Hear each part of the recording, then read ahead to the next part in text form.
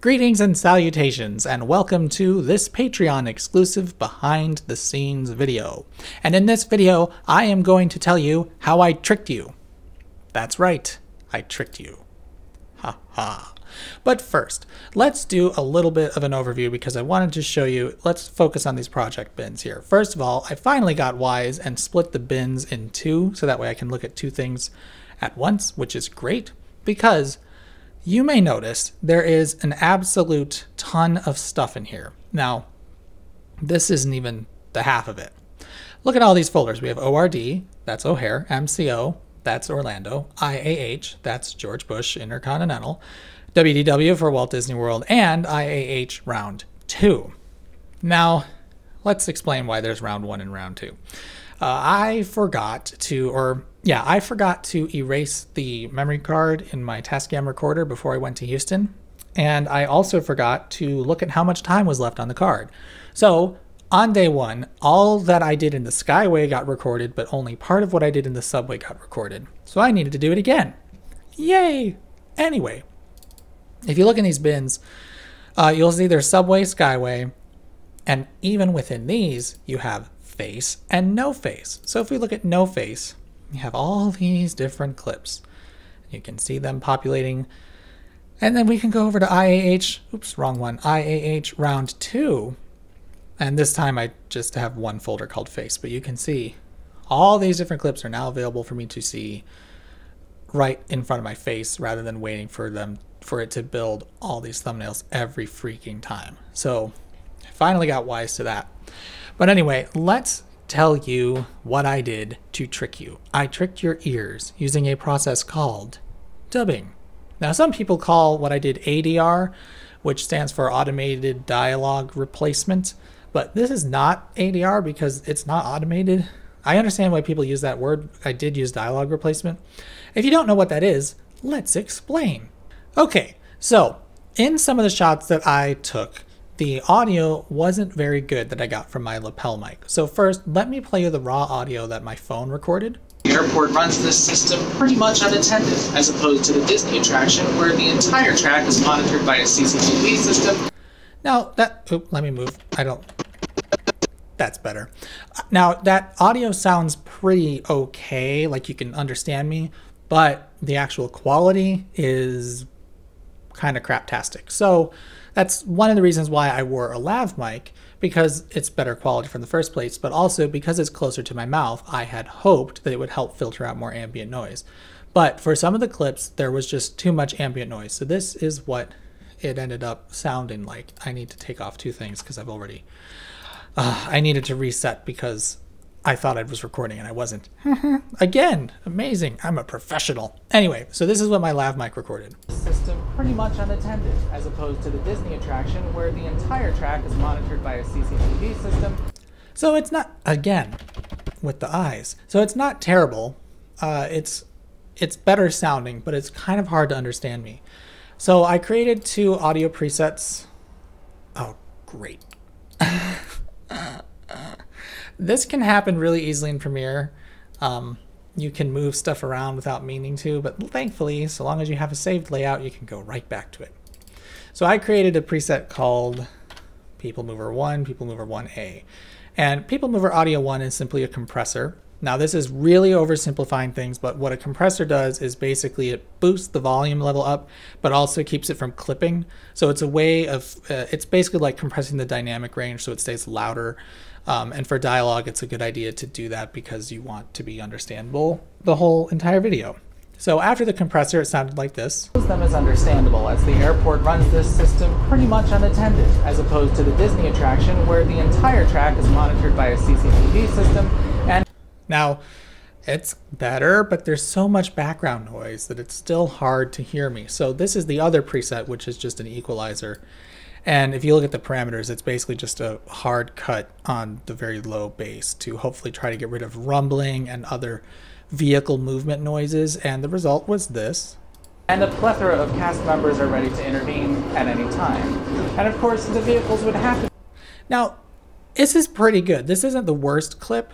The worst clip, as far as being able to understand me, was this one. It's harmless, but startling, and they did have to shut down the ride after that. We were escorted through that particular door. And it was just to the point where like 99% of people could understand what I said, but I was worried that some people wouldn't, and I was actually tempted to put hard captions on there. So, how do you fix it? Well, you fake it. So this is what you heard from my lapel mic. Them is understandable, as the airport runs this system pretty much unattended. And this is what you heard in the video. The need to enclose them is understandable, as the airport runs this system pretty much unattended, as opposed to the Disney. So, you may be able to tell that you're hearing different dialogue if I play them back again side by side. The need to enclose them is understandable, as the airport runs this system pretty much unattended. The need to enclose them is understandable, as the airport runs this system pretty much unattended. Every freaking time I stop, my eyes are closed. So, if you don't know what I did, I re-recorded the audio, just me talking here using the mic I'm using right now, as best as I could match it to what I said on camera. And then, using other various tricks, I made it seem like I was in fact really there. So let's deconstruct that. First of all, you'll notice this audio track down here. This audio track is simply ambient noise. If I mute the vocals, this is what you're hearing.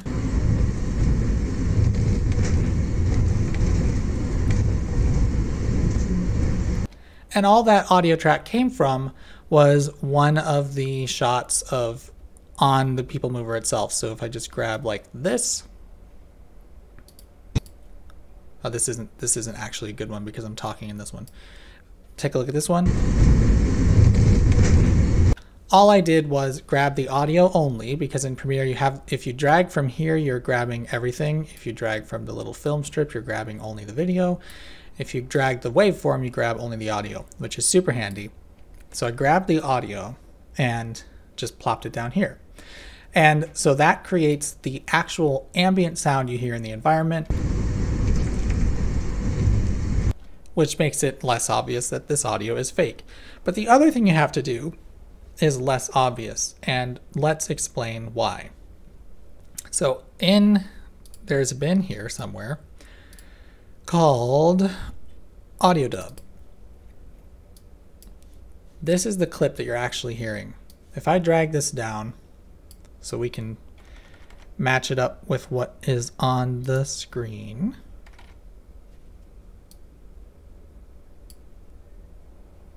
Perfect. Now if I play this, it's not gonna sound quite right. Take a listen. The need to enclose them is understandable. Okay, well, first of all, the level's not right. Let's go ahead and throw that compressor on there. And I forgot, I boosted the level. As the airport runs this system pretty much unattended, as opposed to the Disney attraction where the entire track is monitored by a CCTV system and a plethora of cast members are ready to intervene at any time. And of course, the vehicles would have to be larger in a real-world scenario because there are people with bags and things. So you could, again with the eyes, my word. So again, you can tell that the audio is like too good. And so even though, if I do say so myself, I have done a good job of lip syncing, vehicles would have to be larger in a real-world scenario because the audio is just too clean. So how do you fix that? Well, you use reverb. So here in Premiere, there's a really powerful reverb tool. It's convolution reverb. And Matt Gray did a video about Tom Scott and his adventures on that huge oil tank. And they talked about how to use this plugin, and you can actually create a reverb profile and match it perfectly, but I didn't have the tools that I would need to do that, or think that I would actually need to do that until, too late. So you add some reverb, and all of a sudden, without doing anything, already it sounds better. Take a listen. there are people with bags and things that need to use this rather than the cozy four-person. Now, of course, the reverb's not great because it sounds there's too much of it. It sounds like the wrong environment.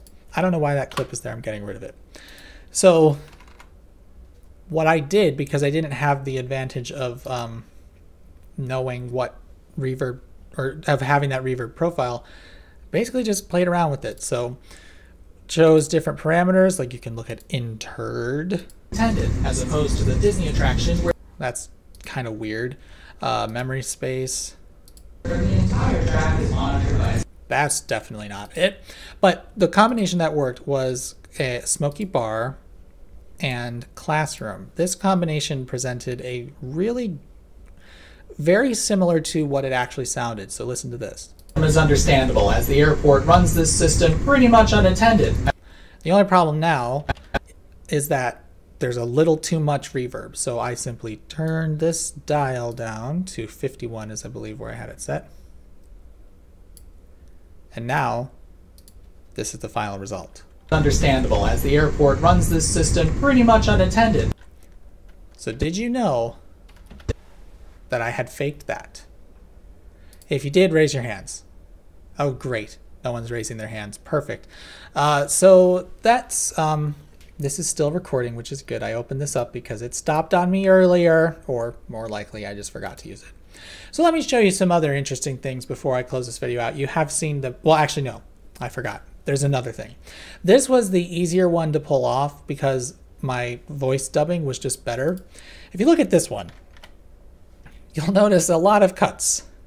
This is 5 separate clips, all spaced together.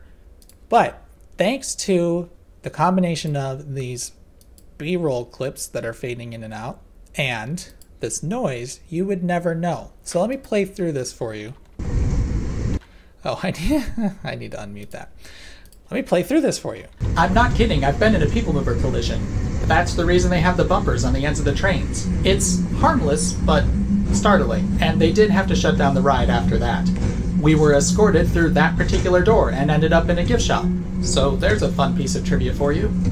So this here, in particular, the background noise, hid a serious defect in the sound. Let me see if you can hear it. That's the reason they have That's the reason they have the bump. Oh, and by the way, it does play backwards when you I hear myself talking backwards a lot whenever I edit a video. Oh, but my hands here So do you hear the defect is right at the cut? Collision. That's the reason they have. There's a click, and if I were to mute this track, now you'll hear it, clear as day. That's the reason they have. Right here, there's a click, and the reason why is because I believe this is the same clip, but I've added. Like if I pull this back, it's not the same, but you can see I started this next word just a little bit too quickly. So these are 2 different clips that I put together with probably about a 1 frame delay because I wasn't happy with how the lip sync looked. And the thing is, without that background, it's obvious. Collision. That's the reason they have. But when you have that background in there, it masks it really well. That's the reason they have. You can hear it because now you know what you're listening for. Mover collision. That's the reason they. But I would be surprised if anybody even noticed that. But what I'll tell you is a little ironic is that the one, to my ears anyway, the one piece of audio that's most obviously dubbed was the simplest, and it's this one. Oh, right. So when I was riding the People Mover, I was wearing my lav mic. Unfortunately, I didn't hit, or I had a right timeout issue, so I didn't actually record anything. But that was fine anyway because the music that plays is so loud. There's really no way that the dialogue would work out well anyway. And I wasn't able to get a train by myself, so I really wasn't comfortable reciting these lines with people 3 feet away from me staring at me. So this is what it sounded like on my phone. All right. And honestly, that's not that bad. But the thing is, throwing that individual clip in among all of my better audio would kind of wreck it in my mind, and I wasn't willing. I really wasn't willing to do that. But so this one, it may not seem so obviously dubbed because the one thing that I got to skip was doing any reverb because I'm effectively outside. There really isn't much in the way of reverb. Because I'm against this wall, maybe there'd be like some that you'd hear, but effectively there's very little. So you can get away without doing any. Oh, right. But the audio still sounds a little too clean to me, so I'm wondering if people will notice that. But before I go, I figured I'd show you a couple. So because I have so much stuff here, I forgot a lot of things. And, you know, now that I've edited the video, I don't want to do it again. I might add these things if that guy gets back to me with the clip, but I'm thinking that's probably not going to happen. But for example, I recorded this establishing shot walking under the bridge into Tomorrowland. Totally forgot to add that when I mentioned that we were in Tomorrowland. Other thing that got completely eliminated from the script because it was getting really long was before... Oh, perfect. How did that work out? Well, it didn't really.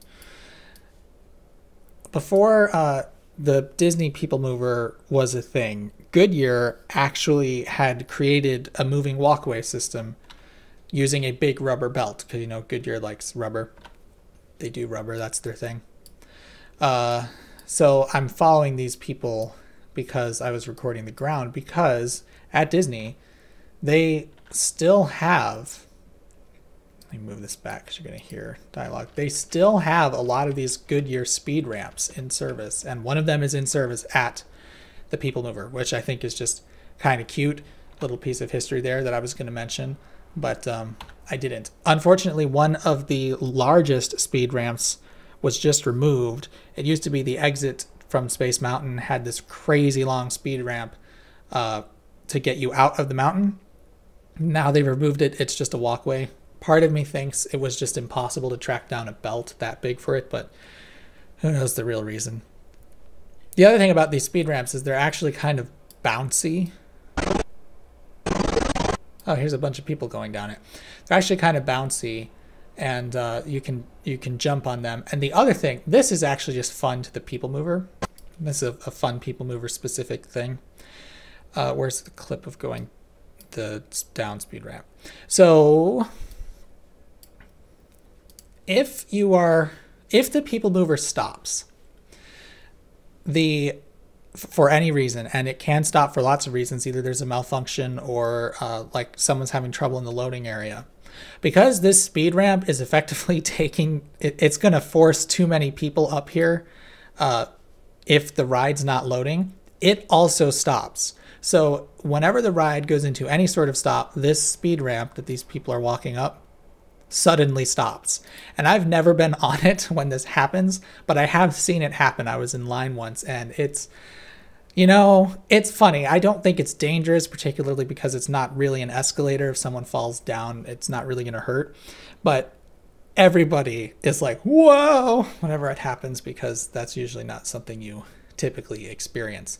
And I did notice when I was there, they stop people from getting on the speed ramp. There's a cast member at the bottom, and they stop people from getting on the speed ramp at different times. So like if they think it's getting too crowded up there, they'll actually stop letting people up the ramp. So I'm guessing that was part of an effort to fix that. But the other thing I wanted to show you related to Tomorrowland, which I've kind of vaguely mentioned before in one of my older videos, is so this clip here, did I mark in and out points? Oh, I did. That's why this is really tiny. Hang on. Okay, so to get the sound of the linear induction motors on the People Mover, this is an older clip that I recorded. Whenever Space Mountain breaks down, if you're unfamiliar, the People Mover goes through Space Mountain. And so whenever Space Mountain breaks down, they have to put the lights on. And that means they don't normally shut down the People Mover when Space Mountain is shut down. So you can ride the People Mover and see what Space Mountain looks like with the lights on. But I also got the benefit of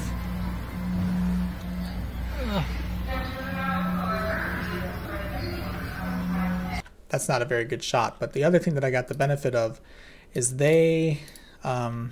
so the other thing that happens is when Space Mountain goes down, they stop playing the music, because the music that you hear on the People Mover as you go through Space Mountain is Space Mountain's music, and whenever the ride is shut down, they turn it off. So going through this section, the only thing that plays is the announcement spiel.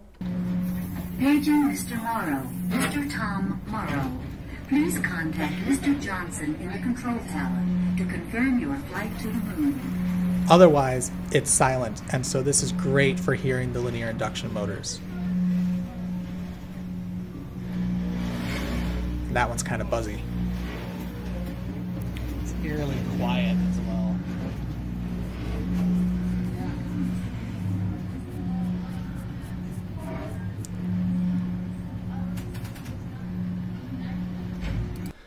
By the way, these pressure mats that you can see on either side of the track, if anybody steps on those, that's also going to shut down the ride, which is, I believe, I'm a little curious as to why. I mean, I think they only use them in Space Mountain because it's dark and it's hard to see, but possibly this is a blind corner. Are they everywhere? They are. Okay. They're definitely not outside, so when you're outside, I guess they figure there's enough visibility looking at the track that it's not needed to have these sensors here. But a lot of attractions at Disney have pressure mats on either side of the track, so if somebody gets out of the car, it will immediately shut down. But anyway, as we round this corner, once you pass this new addition over the line that they added, you get to see Space Mountain in all of its glory. There's me remarking about the line. So that's what it actually looks like in there.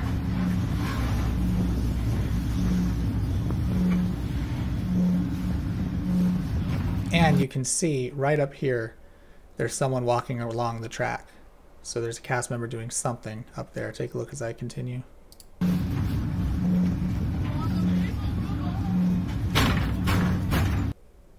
Anyway, that's always a fun little thing. So I hope you enjoyed this behind the scenes video and other rambles. Thanks very much for being a patron, and I'll see you later.